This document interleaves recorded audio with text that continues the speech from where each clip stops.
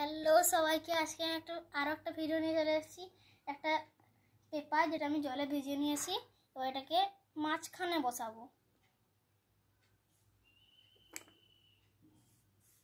আমি বসিয়ে দিয়েছি। এবার এই ক্যান্ডেলটা ধরাতে আমার মা আমাকে একটু সাহায্য করবে।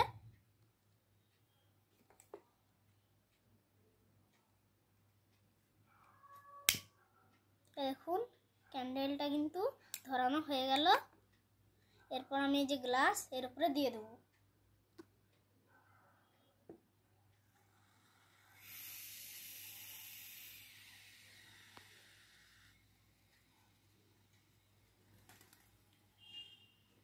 এখন এবার উঠাবো।